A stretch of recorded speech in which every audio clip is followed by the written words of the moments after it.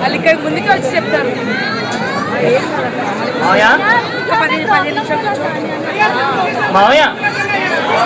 చెప్పు అభిమన్య. ఆ కవులు నా తండ్రుల జాడపట్టి తిరిగి పరవాసానికి పంపాలని చెప్తున్నారు. తక్షణమే నేను వారి వద్దకు వెళ్ళి హెచ్చరించి వస్తాను. నన్ను పంపించండి మావయ్య. చిన్నవాడివి అలా అంటారేంటి మావయ్య? ధనుర్విద్యా ప్రావీణ్యుడైన అర్జున కుమారుణ్ణి లీలామానుష విగ్రహుడైన ఈ వాసుదేవుని మేనల్లుడు సాధించలేని కార్యమా? నన్ను పంపించండి మామయ్య. సరే, నీకంత నమ్మకంగా ఉంటే అభిమన్య, గుర్తుపెట్టుకో, నీ తండ్రిలున్న చోట సస్యశ్యామలమై పాడి పంటలతో తులతూగుతూ ఉంటుంది. గమనించు. రక్షించాలి. మేము మేలు మర్చిపోయి మేము లోకోత్తర కుమారులం. మరి మీరు?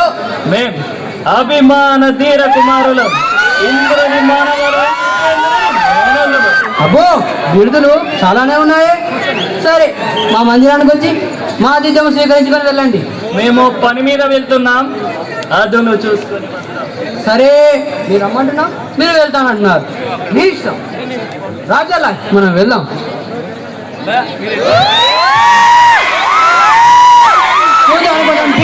ఉన్నారు.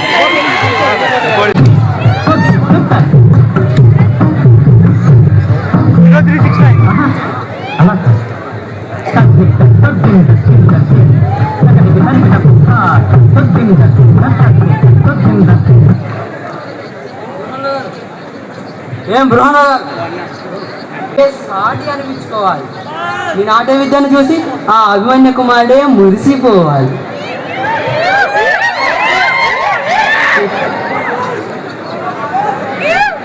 చూసారా బ్రహ్మ గారు, మా చెల్లికి ఆ అభిమన్య కుమార్ అంటే అమితమైన సిగ్గు. అయినా మీరేమంటారు? మా చెల్లికి ఆ అభిమన్య కుమారుడే తగినవాడు అంటాం. మీరేమంటారు? మీరేమనంటే నేను కాదంటానా? నేను కాదంటే మీరు ఊరుకుంటారా? కనుక అవునంటాను. అవునవును. ఇంతలోనే మావేస్తున్నారే.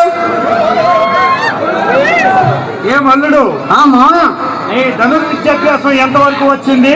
నాదే ఉంది మావయ్య. చెల్లో ఈ నాట్య విద్య చూడు. సరే, ప్రారంభించమని.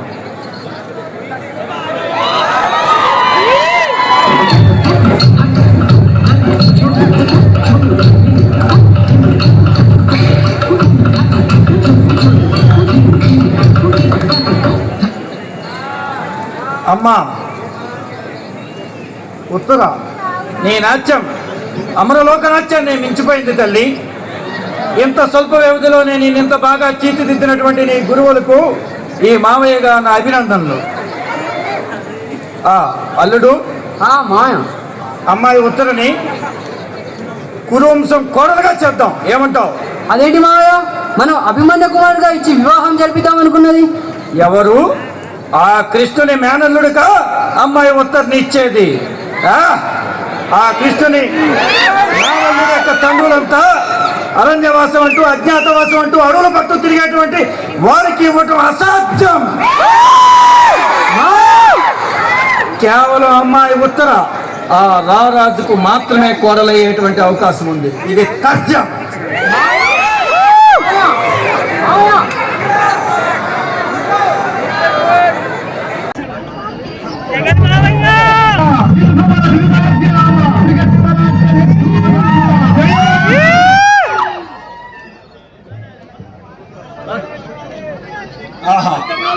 ఏమి సౌందర్యం, ఏమి లావణ్యం!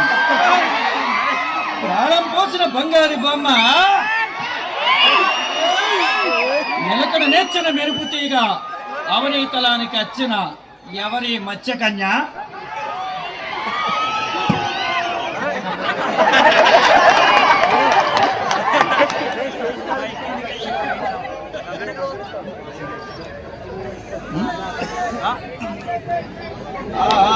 గమనిస్తున్నా.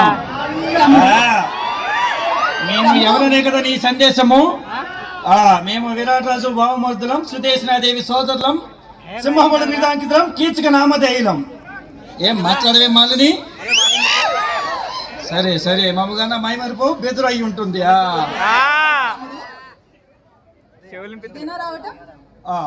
అభివాదం సోదరి, అభివాదం.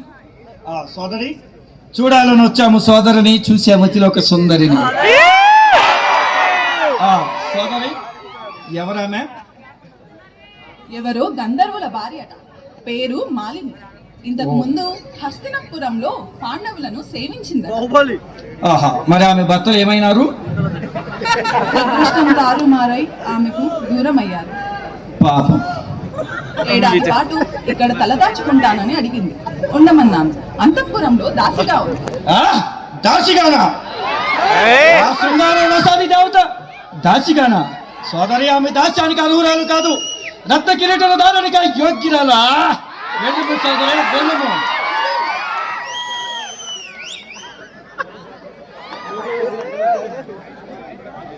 ఆహా మాలిని, నీ అంగులు చందములు వజ్ర సన్నిభమైన నా హృదయాన్ని దోచివేస్తున్నాయి.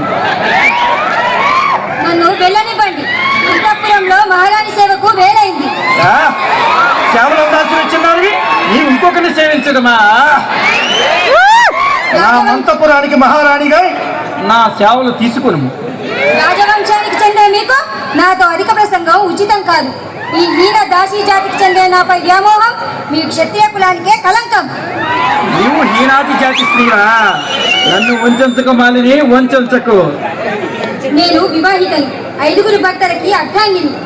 5 భర్తలకు అర్థాంగమైన నీవు 6వ భర్తగా నన్ను స్వీకరించలేవా? నన్ను పొందలేవా?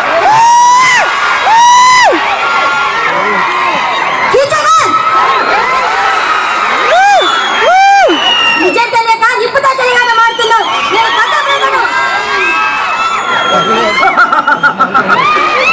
నేను నీవు పతివ్రతవా?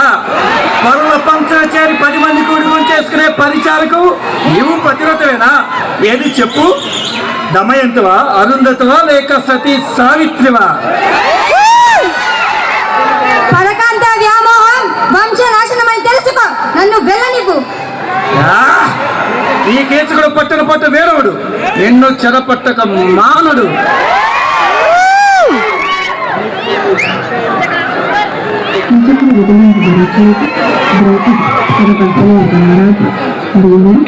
మరియు అర్జునుడికి ఒక ఆజ్ఞను తెలియజేసి ఇదే విధానక సన్నివేశం.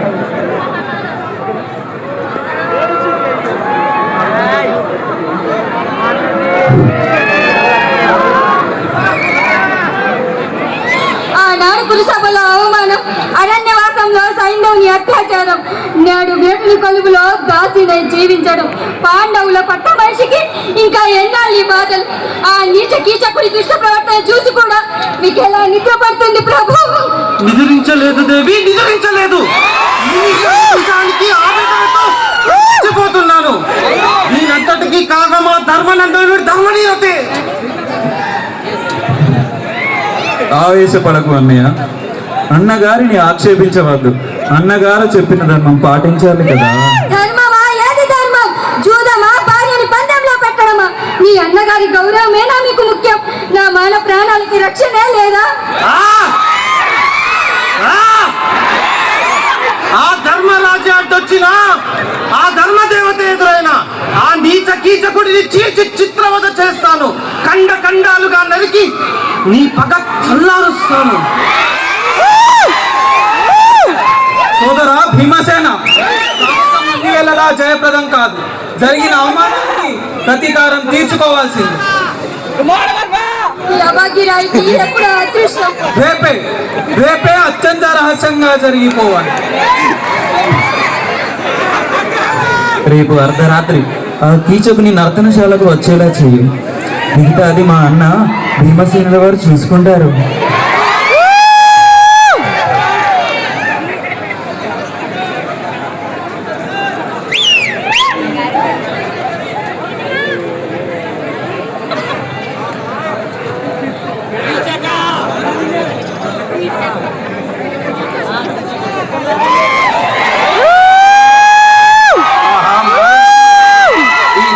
చూపుల కోసమే నేను ఎదురు చూస్తున్నాను.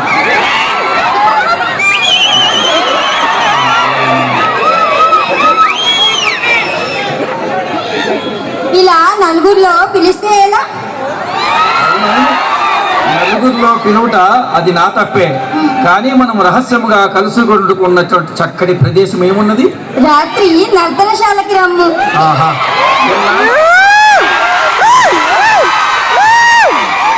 కరుణించావా దేవి? వచ్చింది, ఖచ్చితంగా వచ్చింది.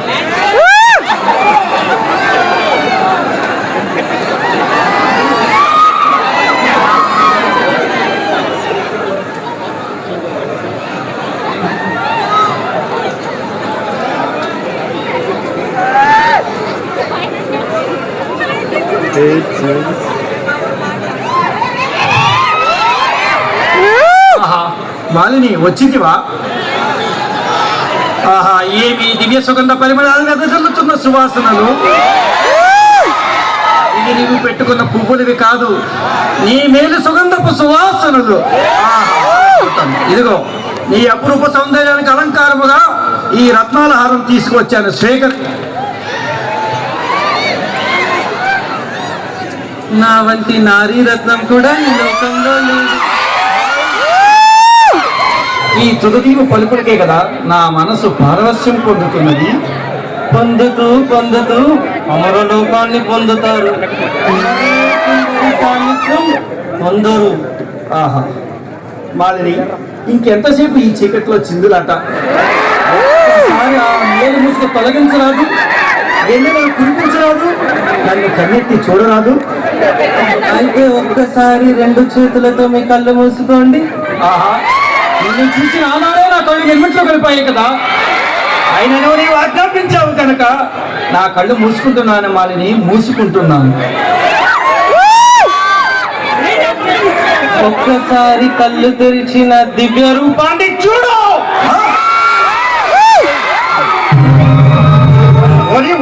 నీవా? అవును, నీ మృత్యువుని. ఓహో, ఆ మాలిని చెప్పిన 5 గంధర్వులలో నీవు ఒకడు అన్నమాట. అవును, అయితే ఇంకే కాసుకోవాలా?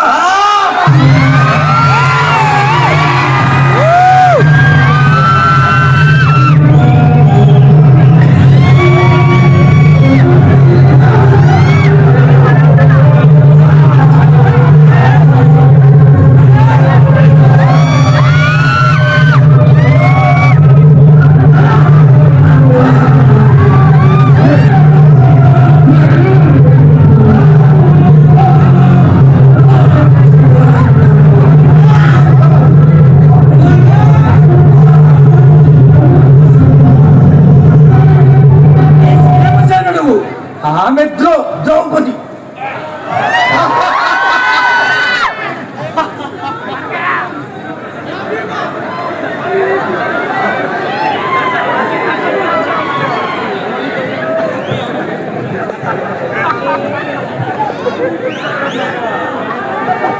తమ గుర్తింపు సైతం కోల్పోయి జీవనాన్ని సాగించాల్సిన పరిస్థితిలో పాండవులు మరియు తమ ద్రౌపది ఇబ్బందులు కష్టాలు పడి వాటిని ధైర్యంగా అధిగమించి విరాటరాజు కొలువులో ఎలా జీవించారో తెలియజేసే సన్నివేశమే ఈ నాటకం.